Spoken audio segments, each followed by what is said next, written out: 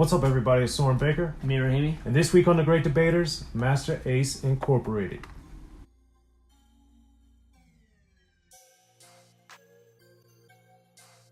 Alright, Amir, so today on The Great Debaters, we're getting into some Master Ace Incorporated, our top 3 picks on Slaughterhouse.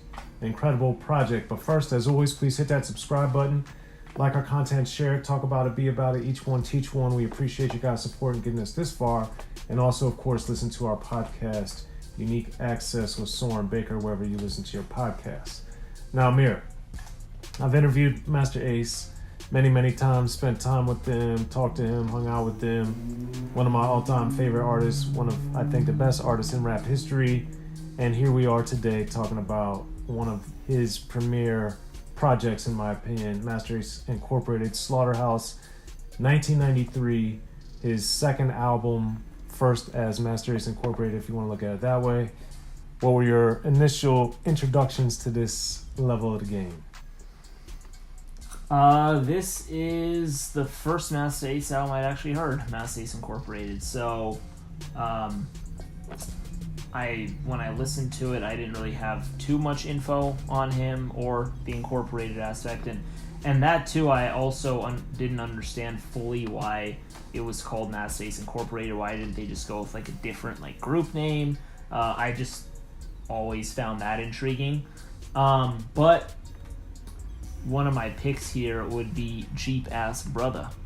And Jeep Ass Brother, there's a few reasons why. I think it's just extremely catchy. It's also my favorite chorus on the album, that's for sure.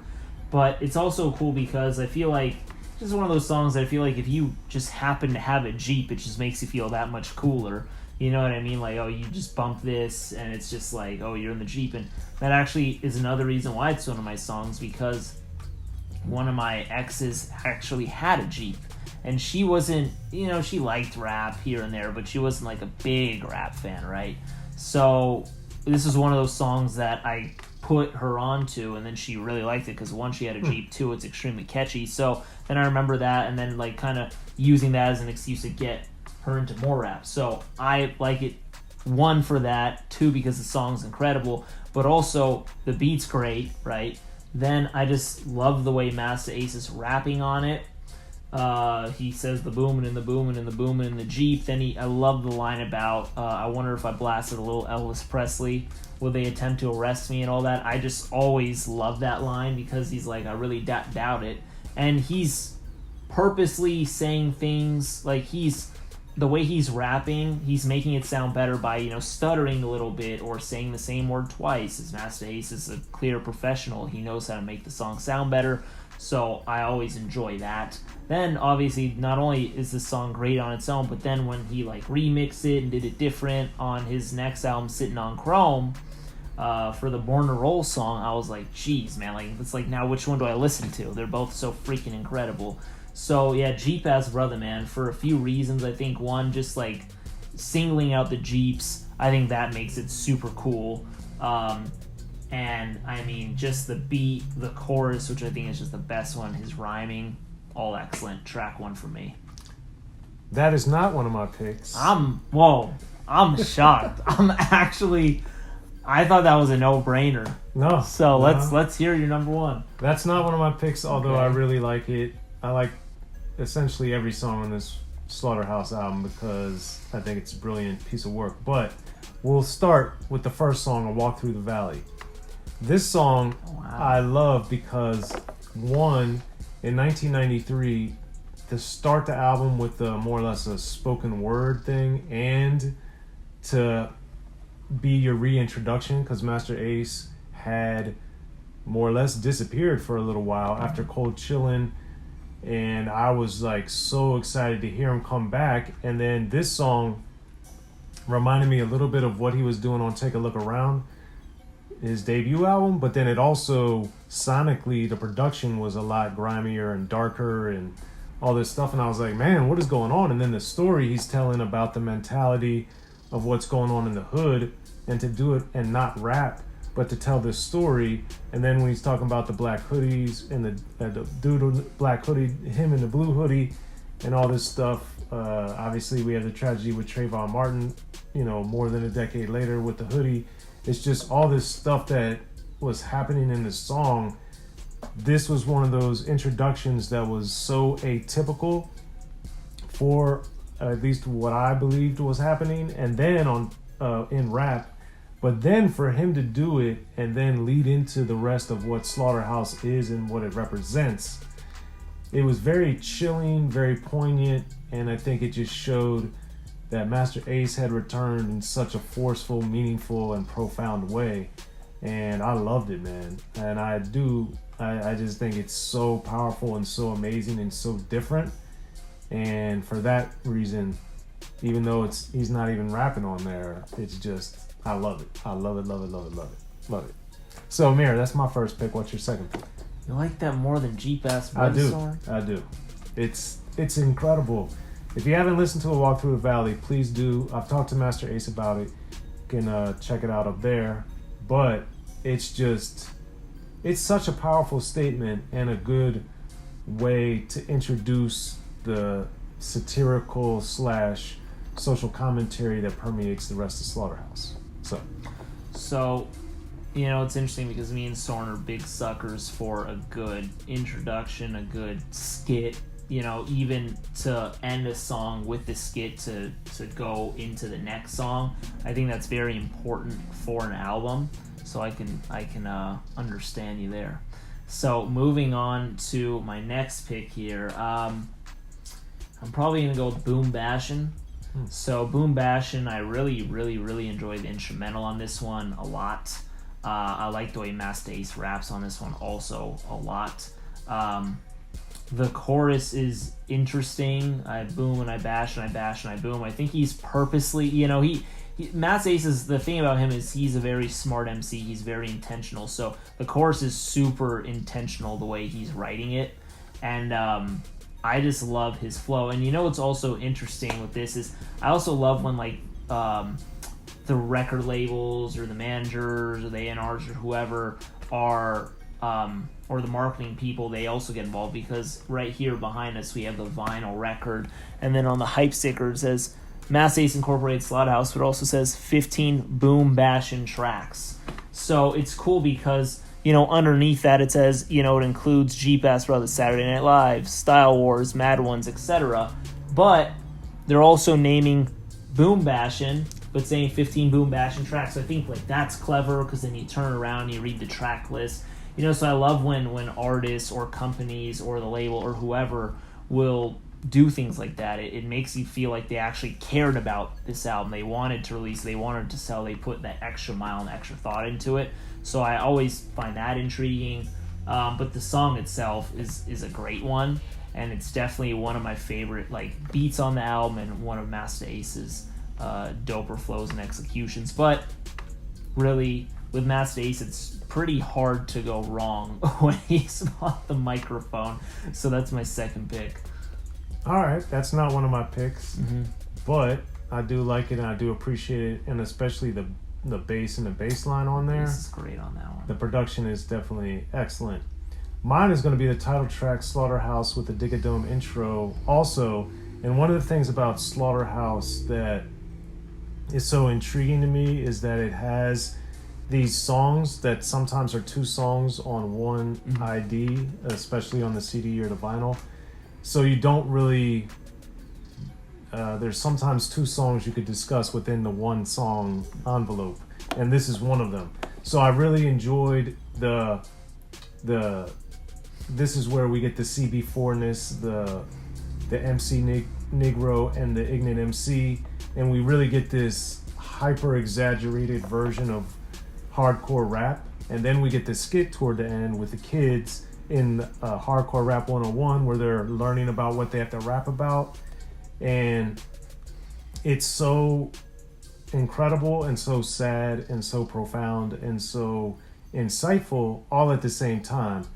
And to have this all encompassed all in one song, and freak to the more bounce to the ounce that had been used ad nauseum at this point in 1993, but they slowed it down even more and put this satirical gangster rap stuff I just thought it was very powerful. And as somebody who loves gangster rap, I wrote the book, The History of Gangster Rap, and I interviewed Master Ace for the book. So check that out, because I got his perspective on, it wasn't that he was against gangster rap, it was the mindlessness of certain elements and certain corners of it, and how it had started getting into so much of rap in a non-creative, non-social commentary, non-innovative way. And that's what Master Ace said that he was going after was Slaughterhouse, which is why, even though he mentions gangster rap a couple times on the album, it's really hardcore rap or mindless rap that he was going after. He didn't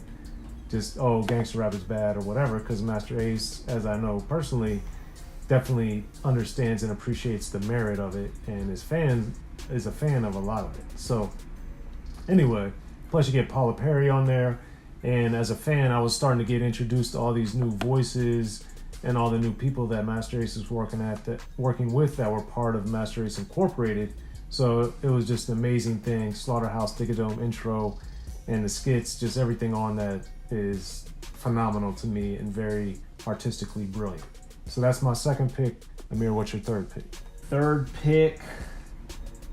This album is pretty consistent, so it's a little tough. A lot of the tracks for me, like I said, for the example of like the Cheap Ass Brother track, that I not only have some nostalgia to it, so I'm a little more biased now, but really so many of these songs can be up there. The Slaughterhouse track that you were actually just talking about, that was fighting for a spot. Man, I mean, Rolling with Dada, that was another one that was really fighting for the spot. So I'm probably going to go with Style Wars.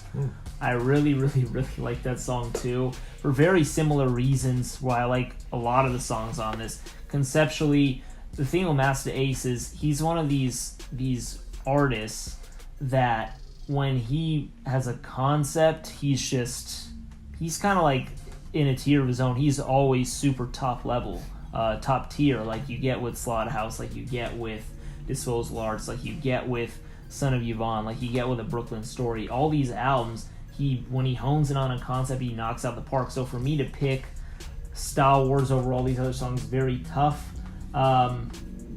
I really enjoy the flow, the beat again, just like I was saying with Boom Bashin', and God, it's gonna switch. I know if we do a video in another week, it's gonna switch. But one thing that I also kind of want to mention too, because I don't want to forget, is I always find it interesting when certain artists have, different colorways of certain things that they have. So on the Slaughterhouse tape that I have here, I have like a yellow clear one, and then I have, the standard clear tape. So I just wonder, like, why they do that,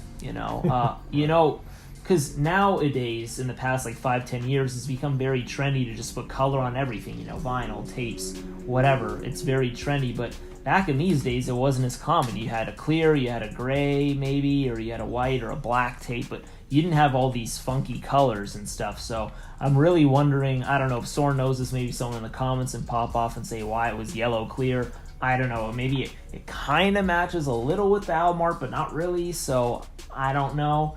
But that was intriguing. I don't know the answer to that. I just always assumed it was with the color scheme that they had for the logo, but that's purely speculation. Yeah, maybe they just wanted people to collect it. Like, who knows? Like, people like me or Soren or whatever. But anyways, I wanted to say that before I hand it over to Soren for his last pick. So yes, Style Wars, not my third pick. My third pick is Saturday Night Live. So all different picks. Yeah, we have all different picks. All different picks. That's and rare. It's unusual that I have the first two songs and then the actual last song, which is unusual, other than, of course, like a No Vaseline maybe on Death Certificate, of course. But Saturday Night Live I liked because, one, there's a lot of scratching in the chorus, and the chorus is a little more pronounced, distinguishable, and in my opinion memorable.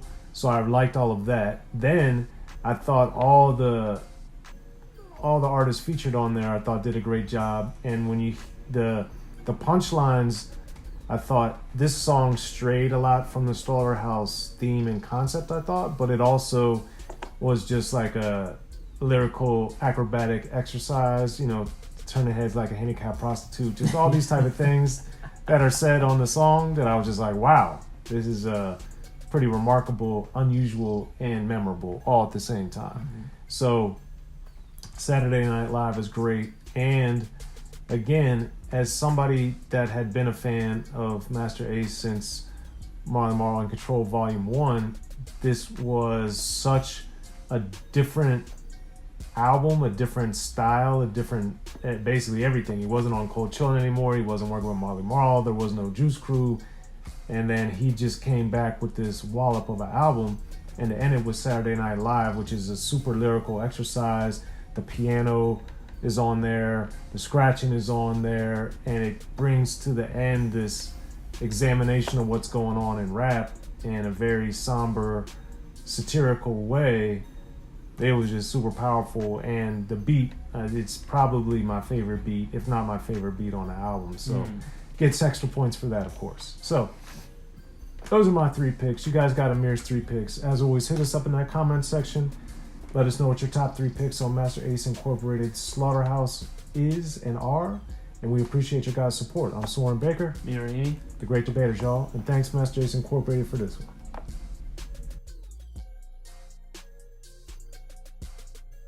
Be sure to check out The History of Gangster Rap by Soren Baker. He's official. History of Gangster Rap features exclusive interviews with Ice-T, Snoop Dogg, MC Ren, the D.O.C, and dozens of others. The History of Gangster Rap, a definitive look at how Los Angeles changed rap forever. In Los Angeles, the streets definitely set the tone of the hip-hop music. At 19, I got a $50,000 car. My whole angle always was, I'll be street, but I will always tell you the horrors that go along with this life. It would be penalties and casualties for just wearing the wrong color in somebody's neighborhood. And once gangster rap made it from the streets to the TV, the genre exploded. With Fab 5 on Yo MTV Raps with NWA. Yo MTV, it just catapulted us from being local heroes to national gangbang rappers. The History of Gangster Rap discusses it all from 1980 up till today. It's always gonna be shit happening in the streets. You know what I mean? So it's always gonna be something to talk about. The History of Gangster Rap in stores now.